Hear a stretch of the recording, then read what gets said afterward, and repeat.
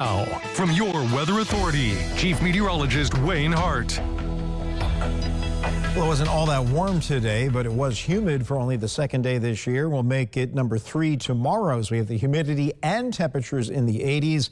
And with some sunshine, we will likely see more numerous scattered showers and thunderstorms. Right now, I think the main times of concern would be tomorrow evening and then late Sunday afternoon and Sunday evening. And I'll show you why here on Future Tracker in just a moment. But highs today were generally in the mid-70s.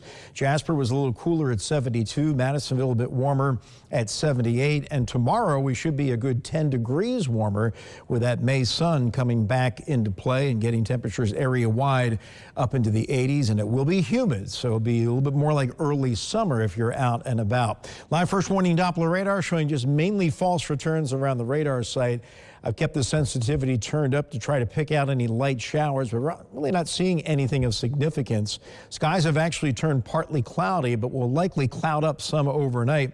There's a lot of low-level moisture. Could even lead to some patchy fog by daybreak tomorrow morning. But here's where the significant rain fell today, more in the morning in our southern counties. And once again, Muhlenberg was the rainfall county of the tri-state with about 1/10 to 1/4 of an inch of rain. And it really cut off north of a line from about Dixon over to Calhoun and Hartford. But tomorrow we'll likely have locally heavier amounts as some storms come into play. But just gray skies in Evansville throughout the day. A little bit of rain there during the lunch hour. And we didn't really see the clouds break up until after sunset this evening. And temperatures now aren't dropping all that much. At the top of the hour, we are still sitting at 71, but the dew point's close behind at 67.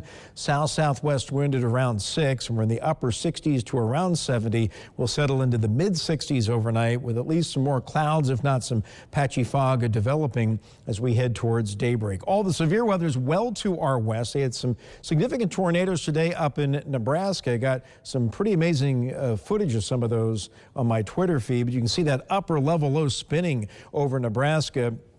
Tornado watch hanging on just north of Kansas City, and a severe threat going all the way down to the Rio Grande there in South Texas. That's where all the dynamics are.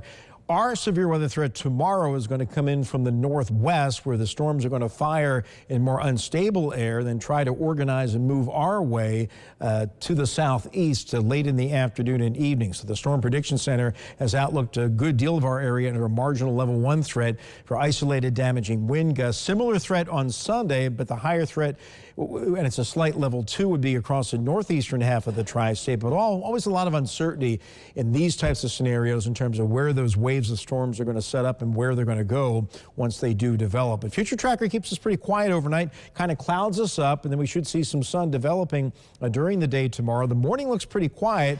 As things heat up in the afternoon, we'll see at least a few showers developing, but at 4 p.m., still not a lot of coverage.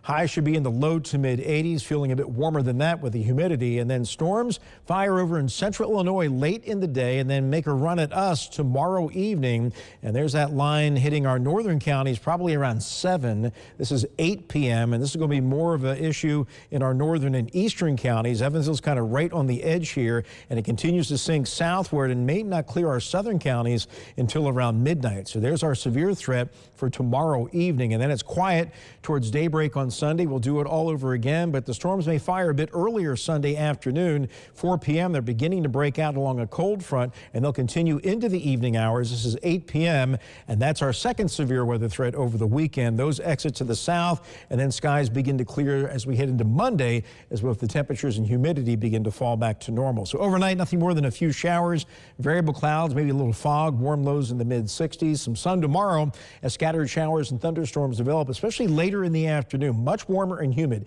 80 to 87. That isolated severe weather threat is there for the late afternoon, evening hours, and is there again later Sunday afternoon and evening with a high of 82, a little less humidity. Those storms end Sunday night. We're pretty quiet early next week. Temperatures back to normal. A couple models try to bring a little rain in late Tuesday and Wednesday. Some uncertainty there. Maybe a better chance of showers and thunderstorms returning Friday of next week. All right, thank you, Wayne.